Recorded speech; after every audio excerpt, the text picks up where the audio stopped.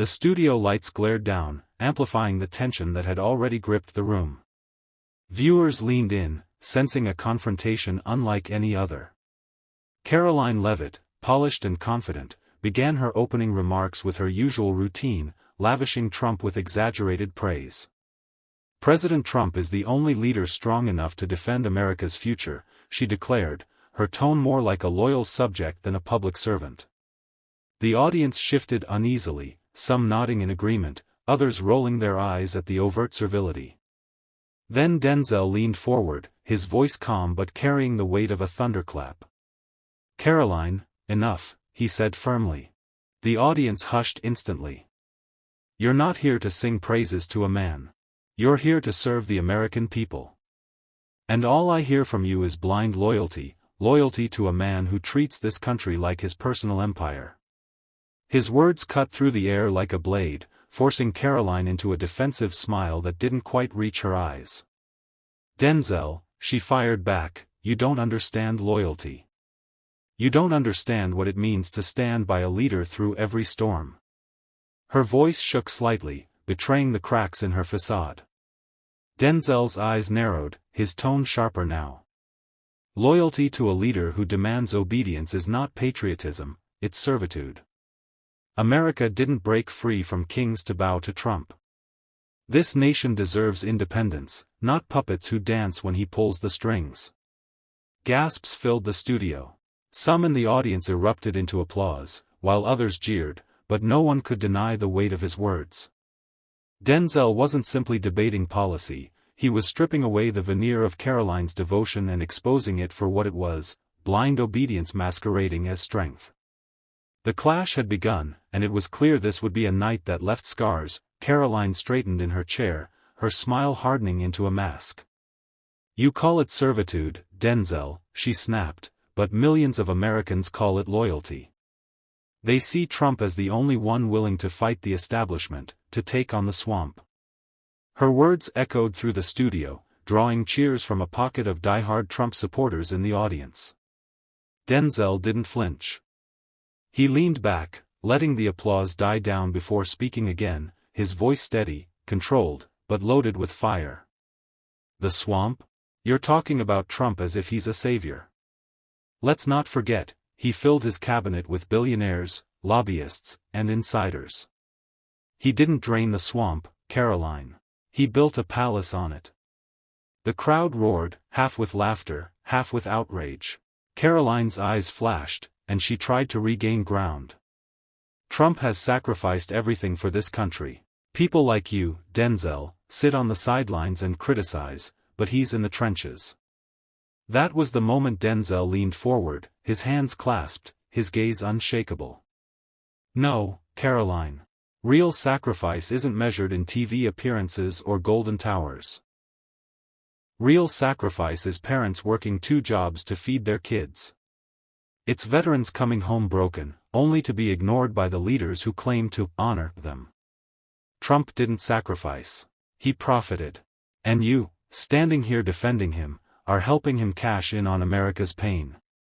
The audience broke into a storm of reaction, applause, boos, even gasps. The camera zoomed in on Karoline, who for the first time looked shaken. She tried to open her mouth, but the words caught in her throat. Denzel had hit a nerve, and the room knew it.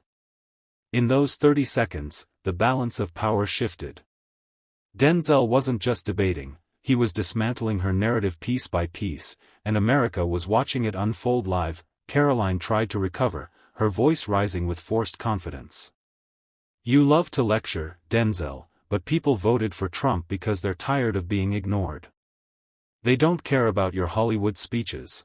They care about results." She slammed her hand on the desk, hoping to show strength, but it came off as desperate. Denzel chuckled, shaking his head. "Results? Let's talk about results.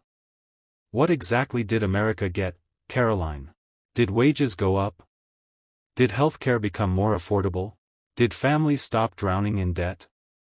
No, what we got was chaos, division, and a president who treated the Oval Office like a business venture. You call that results? That's exploitation dressed up as leadership." The audience leaned in, their attention glued to the clash. Some clapped, others jeered, but no one looked away. The moderators exchanged nervous glances. They had lost control of the debate, and the battle now belonged entirely to Denzel and Karoline. Karoline's face reddened. That's not true. He fought for working Americans. He stood up to China. Denzel cut her off sharply, his voice booming now. Stood up to China? He made trade wars that hurt American farmers. He let factories close while selling them false promises. And while families were losing homes, you know what he was doing? Golfing at his luxury resorts and charging taxpayers for it. The audience erupted, some laughing at the brutal honesty, others shaking their heads in fury. Karoline tried to interject again, but Denzel raised his hand slightly, commanding the moment without even needing to shout. You say this is about loyalty, but loyalty without accountability is nothing but servitude. America doesn't need Trump's puppets, it needs leaders willing to stand on their own feet. Gasps and claps filled the studio. Karoline glanced toward the cameras, visibly rattled, realizing her defense was collapsing in real time. Denzel's calm dominance had flipped the script entirely. Karoline clenched her jaw, trying to regain her composure. She leaned forward and hissed, "You think you're some savior, Denzel, but you don't represent real America. Real America is behind Trump, and real America knows loyalty."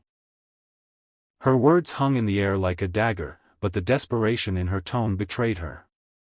Denzel let out a quiet laugh, then locked eyes with her. Real America? Karoline, real America is the single mother working 2 jobs just to keep the lights on.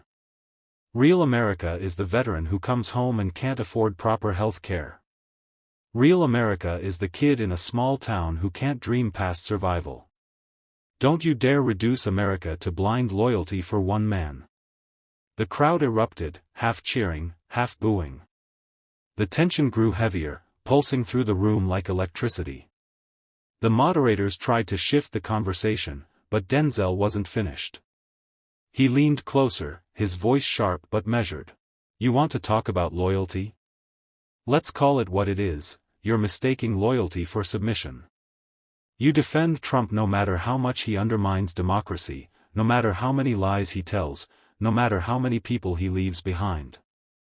That's not loyalty, Karoline, that's servitude, plain and simple. Karoline's face tightened, her hands gripping the desk. That's a lie. He gave us pride, he gave us strength. Strength? Denzel barked, his voice shaking the room. Strength isn't screaming at rallies. Strength isn't dividing neighbor from neighbor. Strength is building, healing, protecting. Strength is knowing when to serve people, not yourself. Trump twisted that, and you, he pointed directly at her, you cheered him on while he did it. The audience exploded again, some shouting, exactly, while others jeered. Karoline looked cornered, her practiced lines crumbling against Denzel's relentless truth. He wasn't just debating her, he was dismantling the entire script she'd walked in with. Karoline tried to fire back, but her voice wavered. You call it servitude, I call it vision. Trump showed us what leadership looks like. He built towers, he built wealth, he built.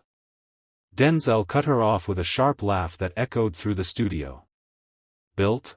Karoline, don't embarrass yourself. He didn't build towers, contractors did. He didn't build wealth, he inherited it and bankrupted it over and over. And he sure as hell didn't build leadership. What he built was a cult, and you've been first in line to bow at the altar. The crowd gasped and then roared. Even the moderators looked rattled as they scrambled to regain control. Karoline, red-faced, slammed her hand on the table.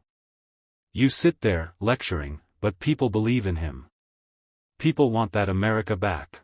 Denzel leaned forward, his voice like a blade. The America you're talking about isn't about freedom, it's about submission to one man's ego.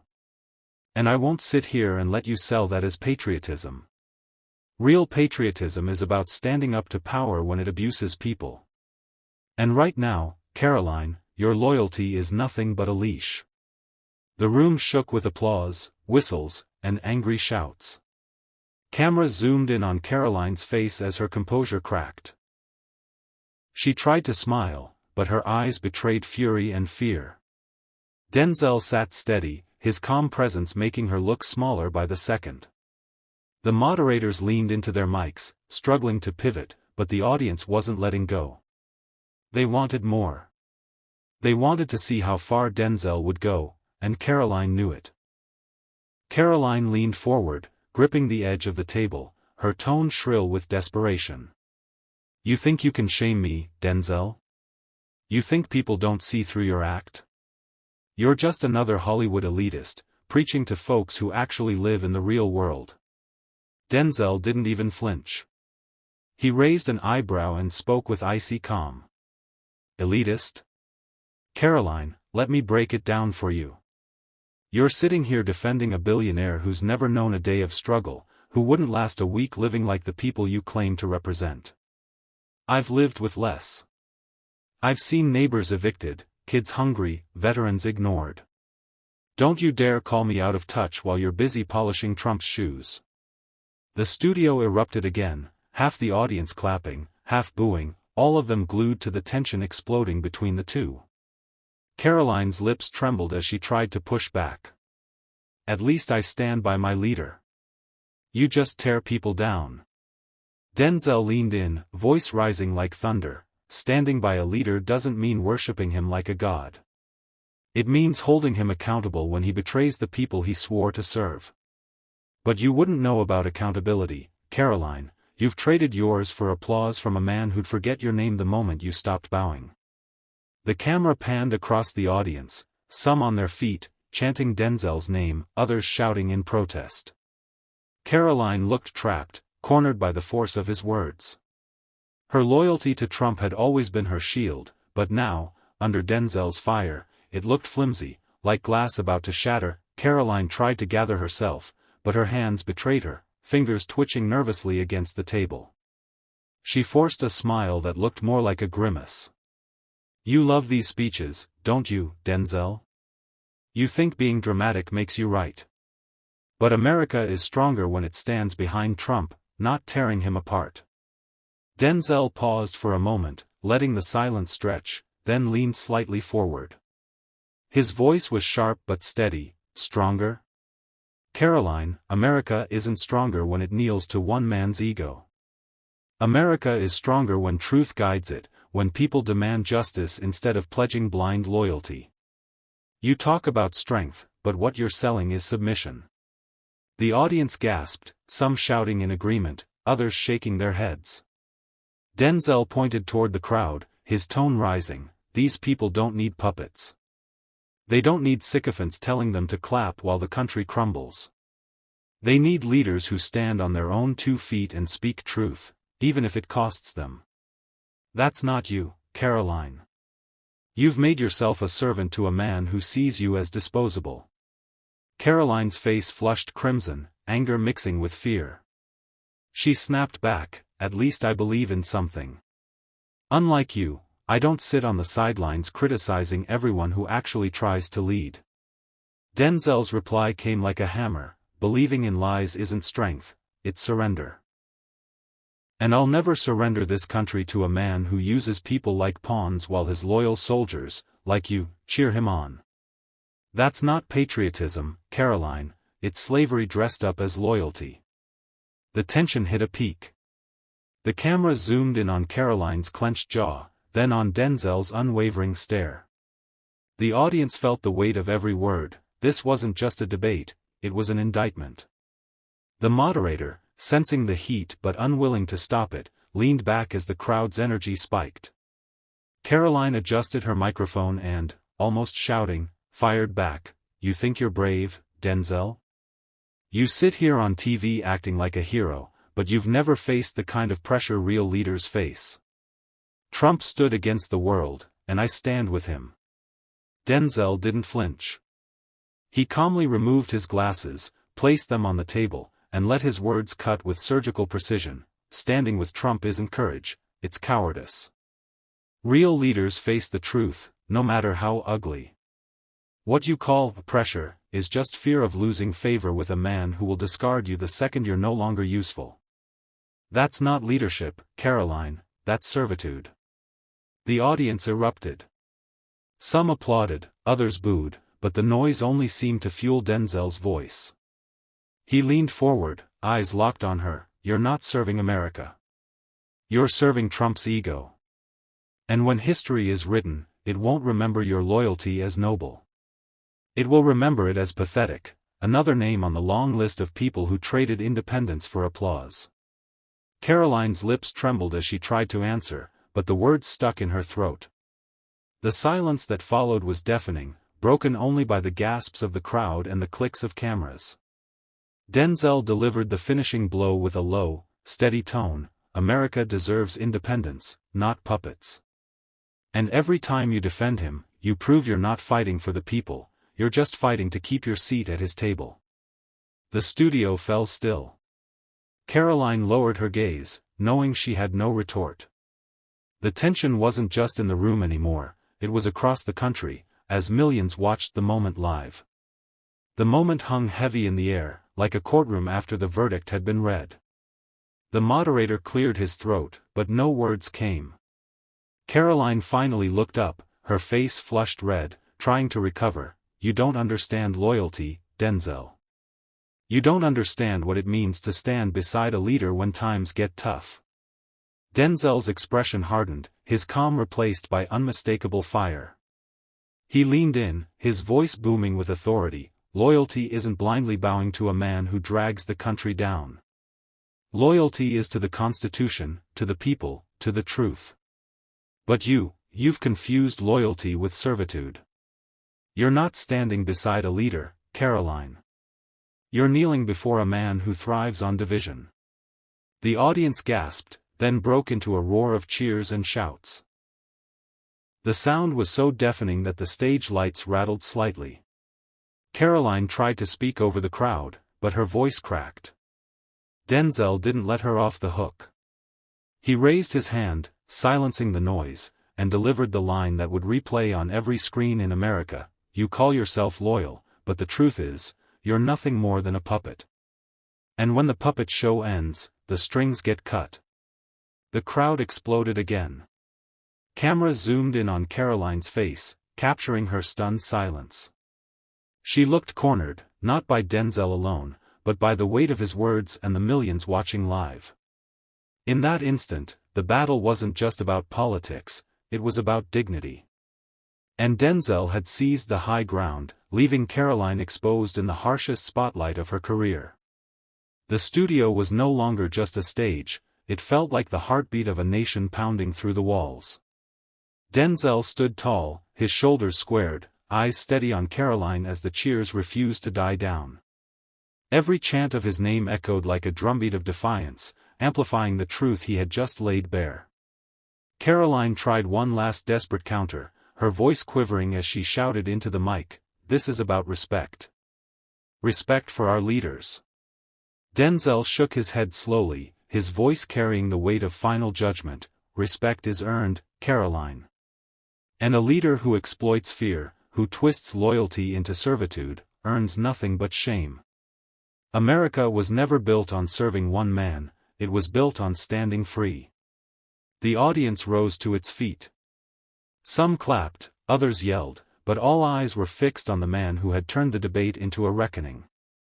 Karoline shrank back into her chair, her words tangled in silence. Even the cameras seemed to lean toward Denzel, hungry for the gravity of his presence. Then came the closing line, etched into the air like a thunderclap, "Puppets can dance for a while, Karoline. But when the curtain falls, the people will remember who stood tall and who bowed low." And tonight, America just saw the difference. The crowd erupted one final time. This wasn't applause, it was an uproar, the kind that signals history has just been made. Denzel stepped back, his face calm, his message unshakable. Across the nation, living rooms buzzed, hashtags lit up, and millions knew they had witnessed more than a debate. They had seen a dismantling. And as the cameras cut away, Karoline sat frozen under the lights, the image of a follower exposed, while Denzel walked off the stage like a man who had just spoken for a country desperate to hear the truth. Tonight wasn't just about a debate, it was about truth versus obedience. I stood here not for applause, but because America deserves leaders, not puppets. And if that makes some uncomfortable, so be it. The truth will always outlast the lies.